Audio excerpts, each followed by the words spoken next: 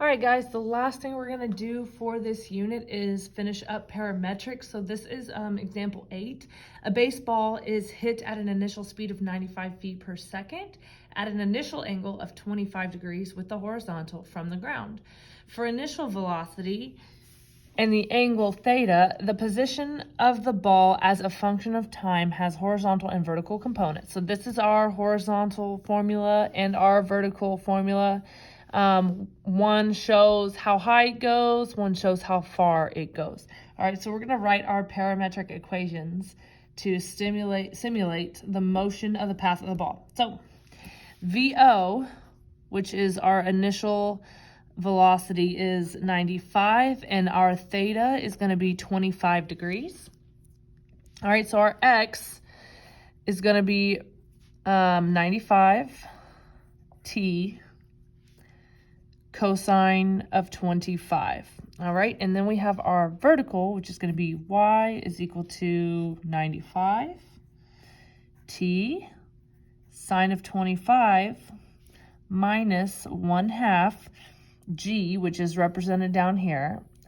Since our measures are in feet, we're going to be using 32 t squared plus 0, which is the initial height, which is going to be 0. All right, so using these formulas, you're going to graph in Desmos the y equals. All right, so I'm going to do the same thing as well. When you graph it in Desmos, and I'll show you what it looks like as I'm going to do it really quick. We have 95t sine of 25 minus 1/2 32 t squared.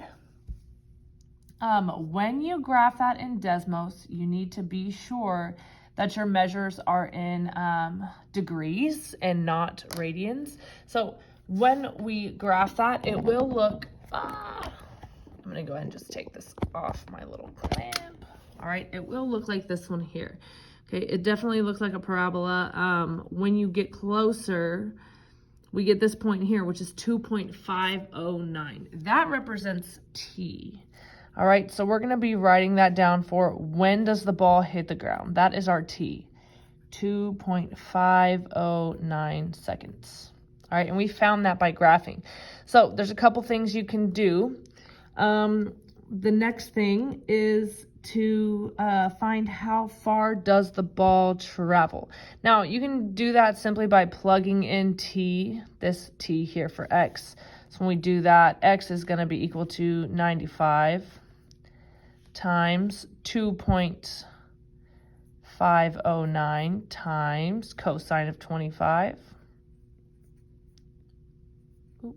And when you plug that into the calculator and make sure that your measures are in degrees, you're going to get 216.022.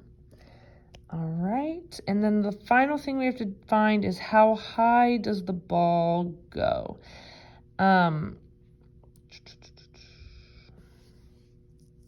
Here we go. Okay, perfectly. I'm going to refer back to my graph, which I have up here. So we want to find how high the ball goes. Well, I know that at this point up here is its highest point. Now the y here does not matter. What matters is the 1.255. That is going to be the x, or the t, I'm sorry, the t that we use. That shows the height. That shows that that's as high as it goes as far as this entire graph is concerned. So it starts at 0, that's as high as it's going to go, and this is time, where x is technically t. And then when it gets back down to 0, that's when it hits the ground again. So that's the 2.5 that we used. But this top of the parabola, whatever the x coordinate is what we'll use as t to plug in for the final, to find our final. So it's 1.255. So we will use that to find our x, and it actually is, shown by the y in the graph. So, but either way, just to show you, once we do that, if we're finding how high it goes, at the time 1.255, it is 25.186. So that's actually going to be our answer. So here we go. 25.186 feet at 1.254 seconds. And again, that is shown by the graph specifically. So this is just one that you would graph. You'll definitely just graph the y equals formula, and then that will show you the ball leaving the ground, going as high as it does, and coming back down to the ground. All right, if you have any questions, just let me know. But that is going over the last one for parametrics.